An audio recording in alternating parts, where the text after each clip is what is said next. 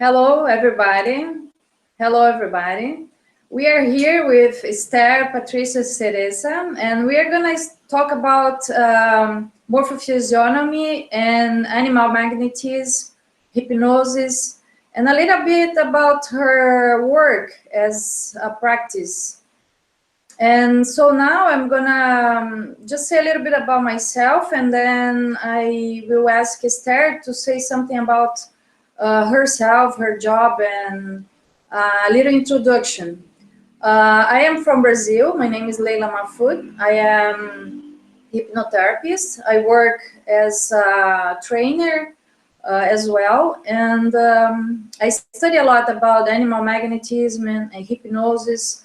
So I invited some professionals, some people here to talk about their knowledge and their practice. So it's a pleasure to have here Esther talking about her practice and saying something about her job. So we are gonna I'm gonna ask you, Esther, now to just say something about yourself and introduce yourself for us, okay?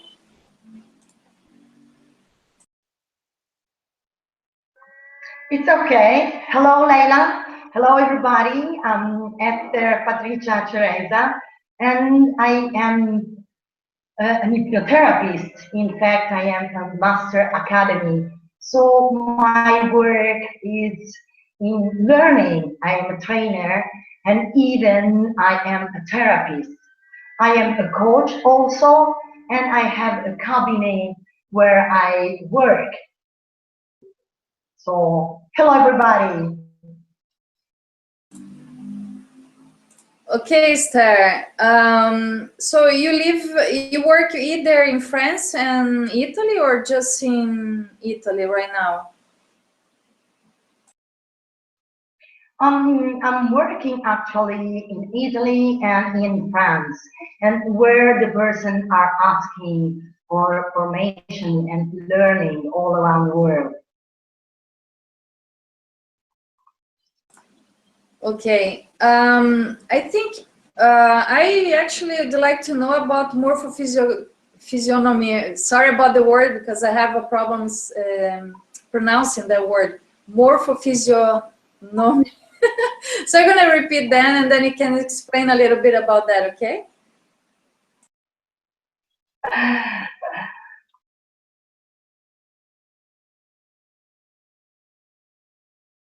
Just a moment. Okay. Yes, Leila. The name is difficult, but the science is very simple. Let's say that at the base there is the concept of energy, and even our thoughts are energy. And we know today, thanks to the quantum physics, that our thoughts are really energy and can change the matter. Morphophysiognomy is a science that finds the connection between mind and body. How can the mind model our body? And so really there is a connection between our thoughts and the form of our body. So the form of our thoughts correspond to a specific of our body. So we can say that our body reveals something about us, can reveal our temperament, our character, and even our personality. We can say that morphophysiognomy is the result of years of study and statistics. The basis was the physiognomy, that is the study just of the receptor, so eyes, mouth, ear, hands, and like and nose. Morphophysiognomy is something that goes farther, and at the base there are the study of on the matter and on the four basic elements. So fire, earth, and air. Okay, Esther, just to understand a little bit, so is the reading also the face reading? Because our thoughts get influence. I mean, if you have your thoughts or your beliefs, you can pass through your body image as well, right? Is that correct?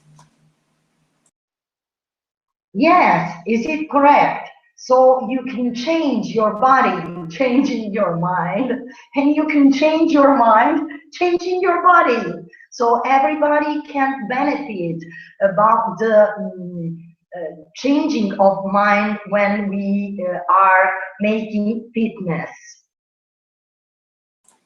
So making fitness, we are tonifying our body, and even our mind becomes more strength, more tonic. Here a little example.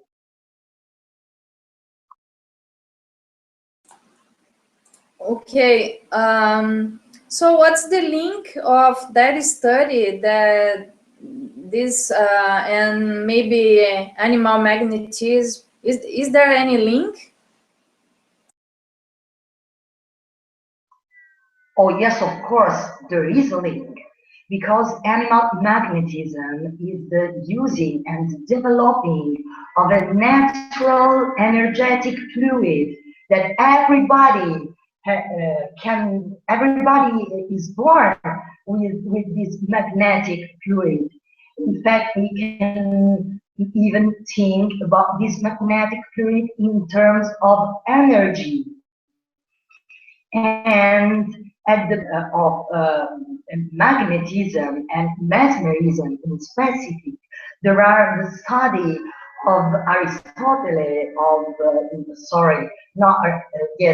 Paracelsus, of Hippocrates.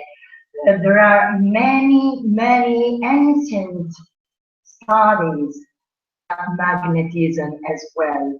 The discovery of Dr. Franz Anton Mesmer is strictly connected with the ancient knowledges about the five elements. So four, but there is one element that works and is the essence.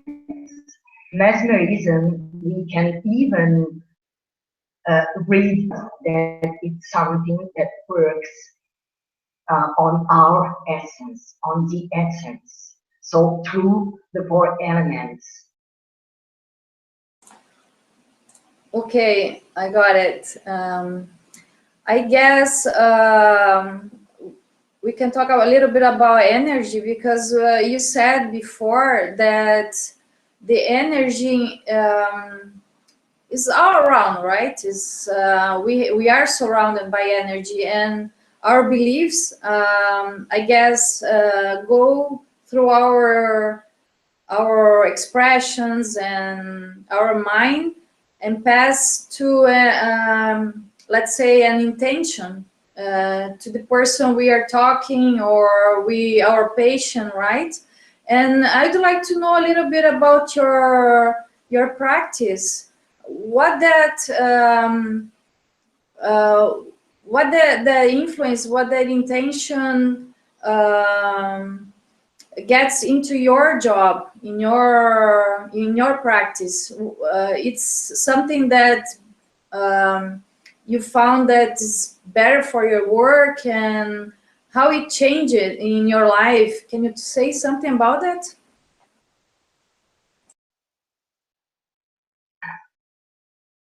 Yes, of course. My life really changed when I met the power of energy. And when I really permitted myself to develop and to research in this field. Let's say that once upon a time I decided to give my mind an opportunity, and I gave back infinity of opportunities. So the field today in my cabinet, I'm not using just a science or a discipline. The spirit is the spirit of the researcher.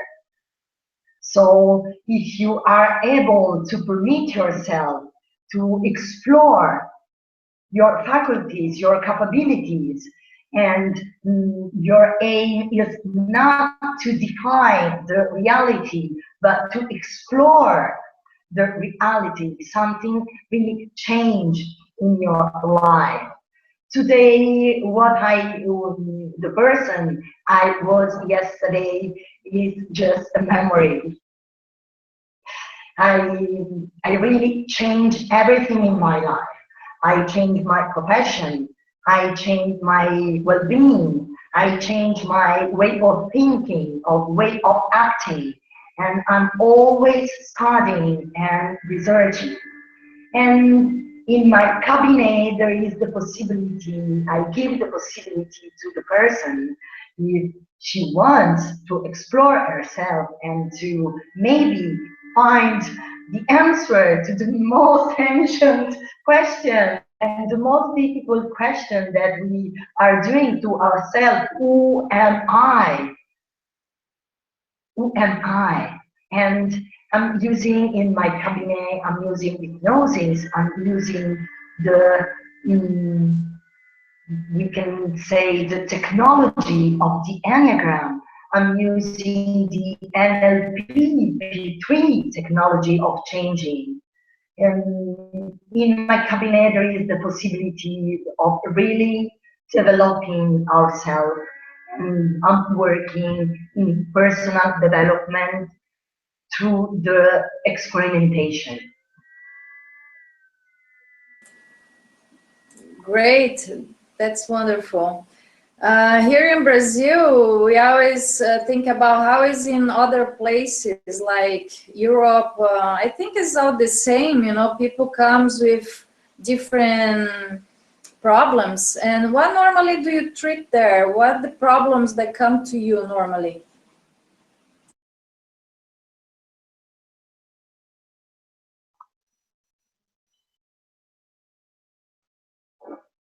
Every person comes to me has a different treatment because every person is different. Of course, I have a normal protocol, but the difference is made from the person. Normally, when I approach to a person that comes to me and comes with a problematic state, at a body level or at a mental level, or maybe there is something that the person or is not able to reach. Many kinds of problems can be solved, and kind of this kind of path. It's sort of exploring ourselves in many different ways, and the exploring and the change when we are changing the tool. And normally, the first step is to make a morphophysiognomy analysis. I mean, I study the body, I study the face, and I go farther the words that the person is telling to me, because body and face can tell me the history about this person, from where she's coming, what is her emotional history as well. What are the plus and the minus in her personality, and what are the inner resources? So, and what are the resources that must be developed and learned for well-being and education. After, I make also an Enneagram profile. So I try to, of course, it's just a clue. This is the basic of my work. I change the tool and I use the Enneagram, and my question inside is, what kind of Enneatype can be this person? And then I combine with the morphophysiognomy analysis. Then I change once again the tools in the bag, and I use the NLP3 tools. So is this person a visual person, a kinesthetic person, is an analytic person? And then I combine with the other clue, and step by step, the whole, I mean, a map, a possible map of the person, it comes to come to me. And after I use even the mesmerisms and magnetic knowledge to the person, sensitivity of the person. Okay. So I guess you say that's important, first of all, get to know the person and read what is behind what they're saying about their feelings, right? And this is your basic starting, right? You read the person and get all the tools for get the proper treatment. And in this case, right? So in this case, what do you suggest to the therapists, the people who are starting to work with, to the people who wants to work with animal magnetism, maybe? What they actually need to start doing to get all that knowledge, and or maybe something that you can suggest they can start studying or practicing. Can you give some suggestions, maybe?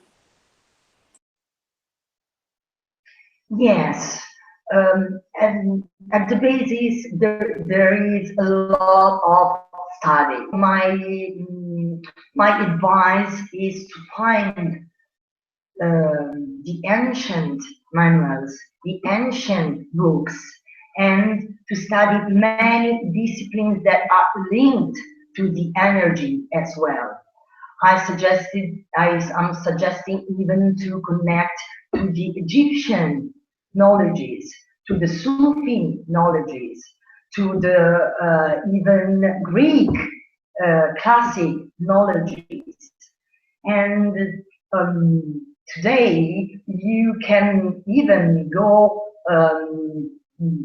through the years, through the centuries, and to find a link between all these schools that were studying about the power of energy and the mind of the human beings. Even can be a very hard study and a very hard path, but never lose your passion. Many manuals are lost, and today you can even look for the traditional schools. For example, about animal magnetism, I found the today school that is now continuing the path of Franz Anton Mesmer. So I learned the part and the philosophy from the school of Dr. Marco Paret in Nice. Then I developed all the learning that I had, combining with many disciplines as well, because there is not just the truth, but there is something clear that no, it is not important from how far you are coming. It seems that the center is always the same. So the answer of Franz Anton Mesmer is there is a magnetic fluid. The answer of morphophysiognomy is there is an energy that can model your body. The learning of NLP is that your inner energy is revealed about the way you are talking, your language, your body language, even your spoken language. And in hypnosis, even you can test happen when the energy of the person change. So when it is used a creative energy and not a logic energy. And okay, we can really talk for hours, you know. Okay, Esther, I get it. Well, while you were speaking, I was thinking about so many things. Normally, people ask a lot of questions for myself. And as you said about energy, that's the same orange, right? The same place. Actually, we say about fluid, about energy, about that, and then some people ask me about the chakras. Have you ever studied about or use like the chakra meaning in your job? Can you say something about that? Even chakra are linked to my job, because normally in the magnetic field we are thinking in terms of poles that are some plexus, energetic plexus. Chakra are some energetic points that are connected to some function in our body and in our mind. Let's think in this moment to the solar plexus that is important even in the both path. So the solar plexus is really a very important point of transformation. And yes, it is really linked. Even there is the crown that is an important pole, magnetic pole, and even is the part that divide, you know, the sky and the heart. So it is the part that link my body to my spiritual part. Yes, of course, it is really linked. So it depends from the tool you are looking. Okay. Since I started working with magnetism and even with regression, that I went more deeper into that kind of work, I got some feelings in my body. It changed, like I got some feelings in my chakra crown, and you know, like different things that happen and start happening in myself. And I was wondering, what is that? You know, what that started happening, and I went to look for some answers. And I was wondering if that happened to you as well, if you got into something different since you started working with that.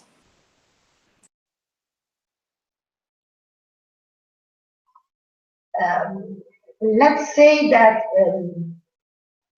to entry and to open the window of animal is passed from another window. So let's say that I even studied the quantum psychology of Stephen Walensky.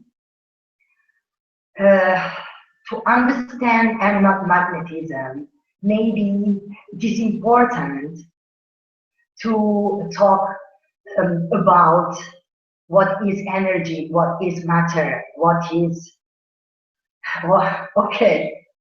In quantum psychology, there is a link between the energy and the nothing. Okay, let's say that in quantum psychology, energy is everywhere, and energy can be or nothing or everything. We can say that universe is void, but this void is full, and this same energy can be completely void or completely condensed. So from this void, we can, with our intention, our thought, create a condensation and then create the matter. So if we think that everything is linked by nothing, so apparently this nothing and this chaos is the order of the universe. And what changed this void in something condensed? In quantum physics, we can say that there is an observer that observes this void and then try to give the definition. And this definition, nothing. If we think that in animal magnetism, the base is the center, the gold of the person, and in the center, in the essence, there is nothing and there is everything. In this center, you can really connect to other. You can really connect to the other person without speaking, without telling any words, because you are in the void, you are in the essence, and in that essence, your thought can rise. Your energy, condensed in an intention, arrives to the other person, and exactly the opposite. So if you are open and you are void, you can receive the vibration, the energy of the other person. And it becomes a dance. So let's dance together. We can, so I can send you, you can send me. So there is a natural, healing because there is a communication in a very subtle way.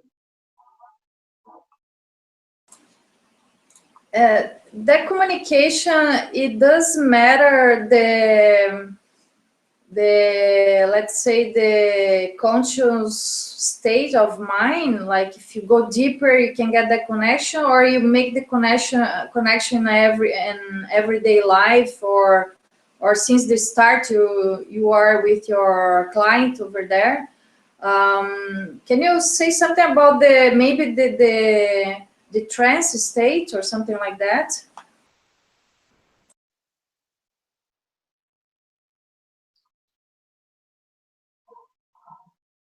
We are all living a trance. And this trance is our personality. Trance is our everyday life.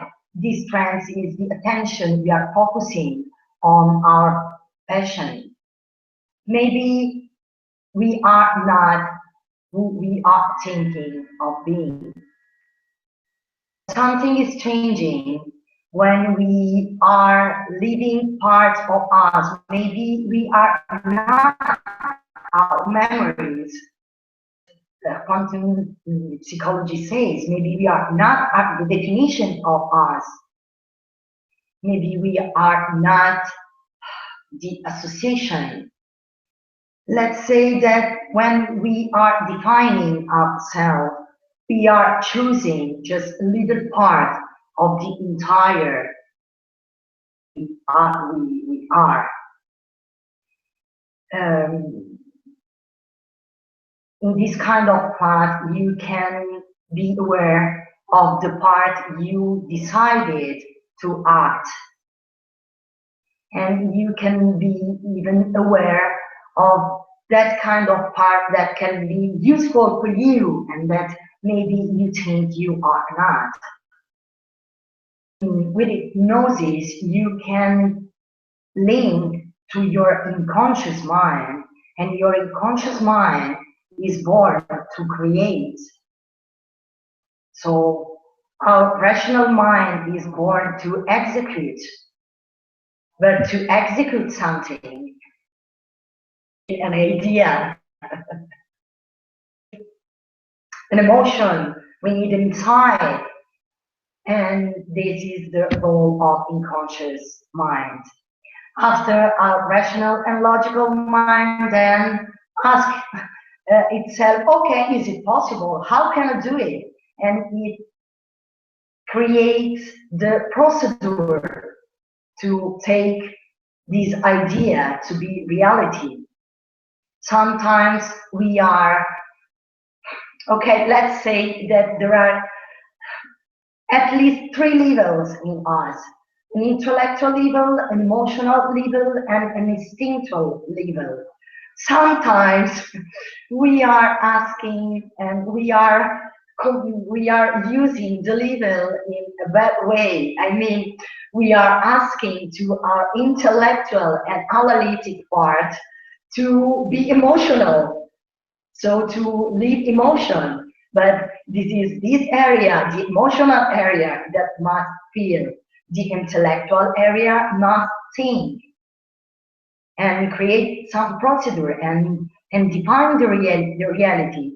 And then sometimes when we are mixing and the level problems are arriving, because it is like to say that we are asking to our mind to feel, and we are asking to our heart to create procedure. Or we are asking to our instinctual part to be rational, archaic and primitive answer that can be useful for us. Great. So let's say that with hypnosis we can get in contact with this natural part of us that is made to make, that it is born as to make us genius, you know. So there is a genius in that part of us, and we are asking to that part to find the resource that rationally we are not able to find to solve a problem, or to us in the direction we want to be.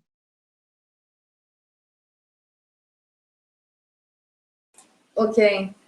I just was thinking about the questions that another day someone asked me about the trance, if it's important to have something deeper, you know, like a deep trance to get into the information. Like he even mentioned this Isdale trance, right? And so what you mean is that it's not that important the deeper trance, right? It's more the connection you make to let the person get in touch with her inner self. Is that correct?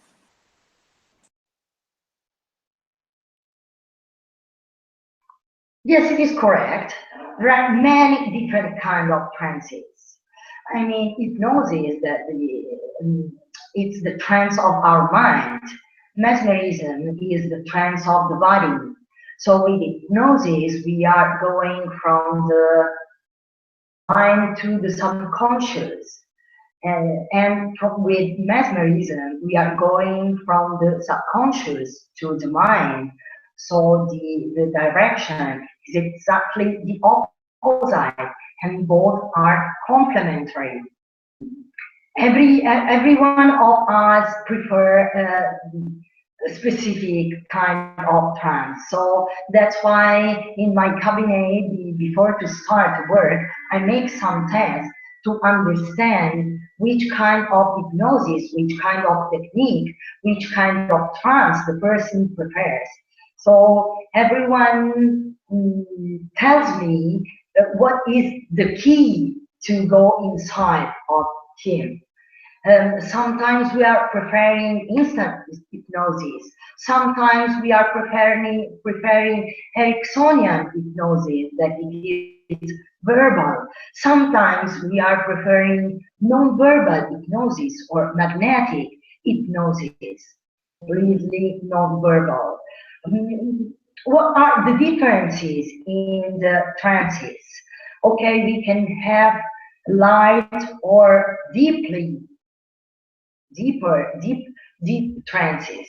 We can even use the somnambulistic, the magnetic somnambulism that permits us to have a very deep trances and permit us to have some different regressions, right, and even progressions in future lives, because it is a different regression. It's a magnetic regression. So the body tells us the history.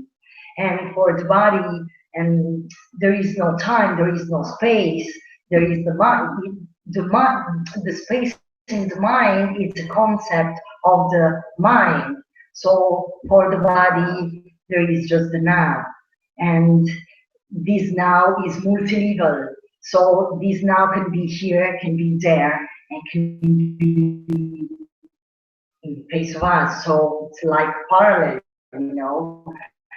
And sometimes persons are thinking that to have a good regression, you must have a very deep state of trance.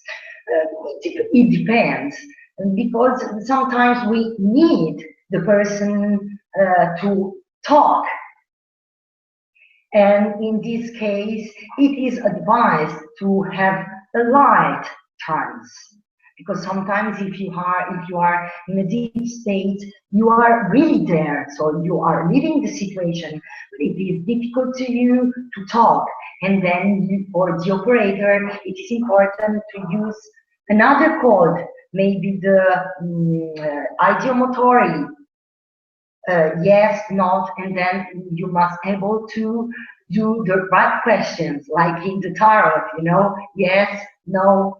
There you must be very able to be sensitive to make the right question in a silent regression. You can use a lot of instruments. You can use you can use Ericksonian hypnosis, so Ericksonian induction. You can use even induction of Dave Ellman. You can use even induction that are used a lot in NLP. So it's very light, it's like a sort of relaxation. It depends. How can you recognize which kind of trance you must use? It is the person that gives you the key. So even if I have a protocol in every meeting, even if I have an idea of what to do, it is always the person with her feedback that gives me the procedure of the meeting and the tools and the technique to use in that kind of meeting for the developing of her inner consciousness and even her life. Okay, Esther, great, thank you. I know that you have to work afterwards, right? So I will just make maybe 2 more questions, and then we can end of our nice conversation, maybe arrange another day, some other day. So I'd like to ask you about the magnetic gaze. You know, some people here ask about that, and they even say that it's a suggestion. So if you can say something about the magnetic gaze and what that influence in your job, that will be great, okay? Let's say that fascination and magnetic gaze was a really shock to me when I discovered at the school in Nice. I was there to study something really different. I was there to study NLP3, and I felt in love for nonverbal hypnosis, for mesmerism and fascination. So Dr. Parrott gazing at students in that particular way. In my feminine way, I felt a little bit, you know, insecure, because it's a different kind of working. It's a masculine way of working. The power of gaze is incredible. It can change pattern. It can solve phobias, trauma, problems, ancient problems in just. It's an instant trance that needs you to be present and needs you to be in the path of presence, because and of course it needs to be in the path of animal magnetism, because like hypnosis, it's the daughter of magnetism, fascination, and hypnosis is one of possible consequences of mesmerism and of animal magnetism. Even fascination is one consequence of the work on our inner animal magnetism. If you work on your magnetic fluid, your gaze becomes strong. Of course, you can work a lot with the mirror at the beginning. The principle is to get in a zero idea. So the basic exercise that we can start to do to understand the power of fascination is to use the mirror in everyday life. Try to look at us without blinking. And when we are checking that our gaze is blocked, we can even start to give us some suggestion, positive suggestion. It's like a slogan. I am sensitive, or I am magnetic, or I know this lesson. I am persuasive. I am full of energy. I am full of vitality. I am beautiful. I am okay. When your mind is blocked, so you can block your mind, rational mind, blocking your eyes, which starts even different manifestation, different that normally people are considering extraordinary, like telepathy, like clairvoyance, like healing at distance. It is a word, and it is something magic. Our eyes are magic. The magnetic gaze can be or sweet or strong. And even there, it is the person that tells to me, what I check in my work at the cabinet is that fascination really arrives where hypnosis stops. Or even magnetism requires a lot of time. It is like something that broke, something that is blocked in our mind. So with this gaze, with this fascination techniques, we are arriving into the core, and we can the person. It is something really magic. Okay. Yes, I get the same feeling.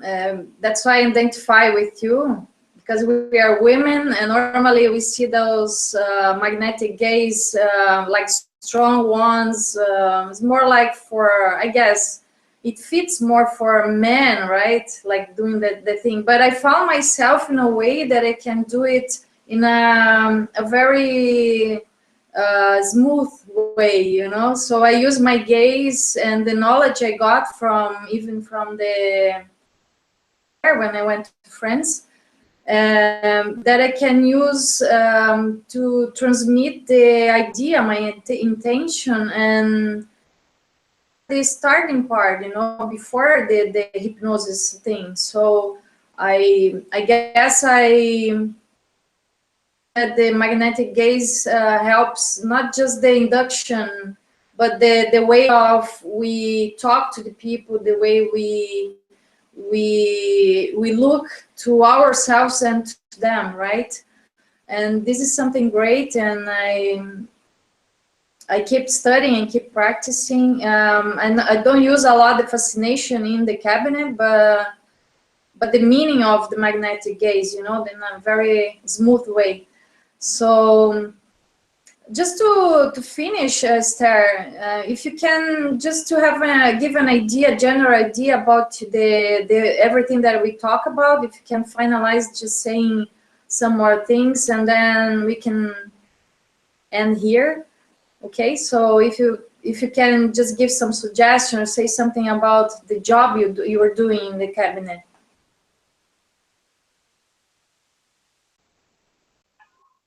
Okay, the goal is to give the person what asking, what looking for, and sometimes the person doesn't know what. Uh, so here we are working in a very natural way. Sometimes we are discovering the boiled water, the hot water, you know. What's in my experience, what I understood, what I'm using and experimenting every day is that there are many ways to and to develop the faculties of our mind. We are more that than we think we are.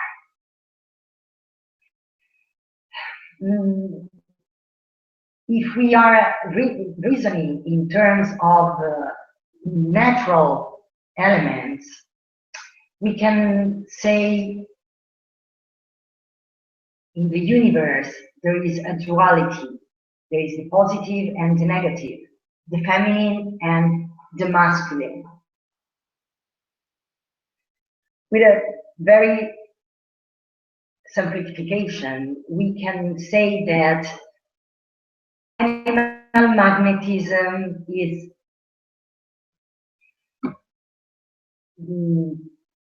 we can say that fascination, so mesmerism is feminine, fascination is masculine.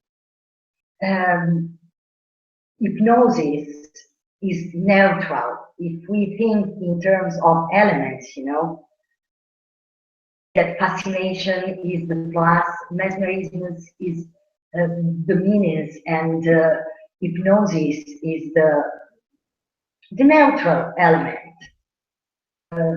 So we can use all these elements that are natural in the universe because we are made a mix of these elements. My advice to those that are pioneer and want to discover themselves, I can advise to be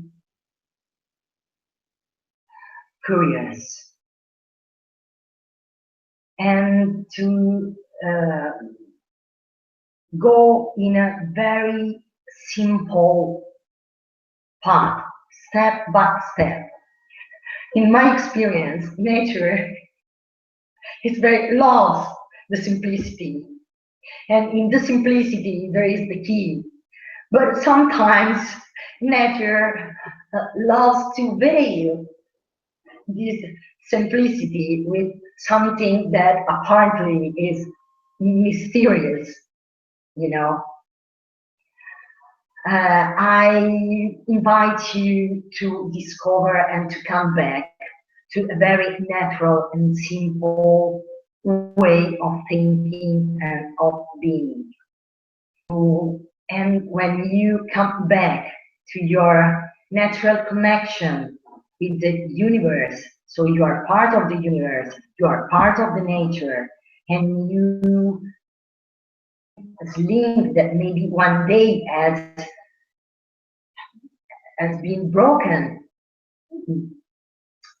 or you can really develop yourself and discover what I'm telling to you, that maybe you are not what you are thinking to be. So maybe you are something more and bigger. This is my advice to you. With hypnosis, with NLP3, with quantum psychology, with fascination, with mesmerism, and even with morphophysiognomy, you can use very simple tools that you have inside of you already. Rediscover. So apparently are complex. In fact, they are instruments, inner instruments that we have inside of us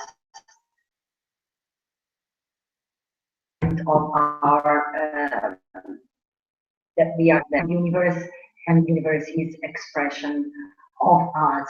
So let the universe give us the clues, you know, and let the let let the nature give us the clues of the secret.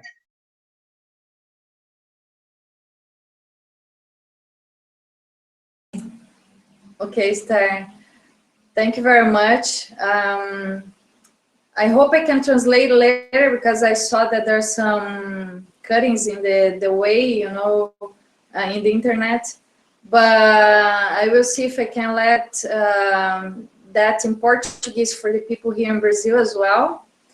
And I'd like to be thankful for you to give us some of your time, because I know you are working there and you have some patience to see, you know.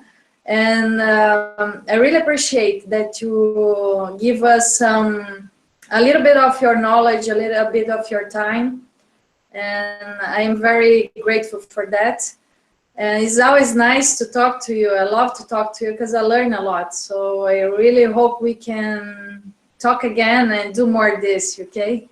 So if you want to just say, just to end, you know, and finish that, then we are gonna end here. And I wanna leave that later on YouTube for everybody to watch that later, okay? So thanks again.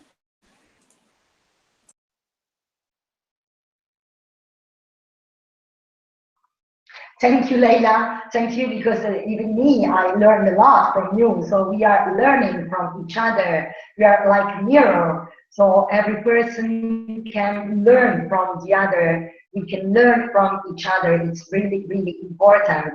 We are not an island, so every person needs another person to be like a mirror. And I know your passion, I know your sensitivity, I know that you are using even in your cabinet and in your learning, in your teaching, all those things that you has been revealed to you. And it was like a seed put inside of you, and I know that you permit yourself to explore, and you permit yourself to share with others what you have learned. And I wish you all the best. I wish you to be always curious and open to this magic, or maybe simple world. And thank you. I hope to talk to you again. My advice is to be always with open mind and open gaze, and because open gaze is open mind as well, and to be a coach of ourselves, to help us to be in action, so to have to focus what's important to us, to get in action, and to go straightly to our challenge to be a better human being. So thank you, Leila, for your work. Thank you, Leila, for being a mesmerist. Thank you for being a testimonial of the power of the magnetism and of the power of the conscious, really conscious mind. No matter what's the first door that you open, the important is that you arrive to open it. You can choose, you know, there are a lot of science, a lot of disciplines, a lot of knowledges, and you can mix. Leila, and hello everybody. I hope to meet you again, and be curious and permit yourself to experiment. Thank you. Okay. Leila, we can cut. Well, 1 second, I'm gonna finish here then. I forgot, I need to also, I'd like to leave here the message that I'm very grateful, not just for you, but for the school, the opportunity I had to go to France and to meet Marco Pare and you. I think was the starting point. And now I'm continuing studying that, and I see that's a long way. You know, I'm learning, keep learning all the time. As you said, it's a mirror, and I say the same thing you say. You know, because we learn with each other, and this is our path in this Earth time. Okay, thank you very much, Esther. I'm gonna finish here, and then we talk again.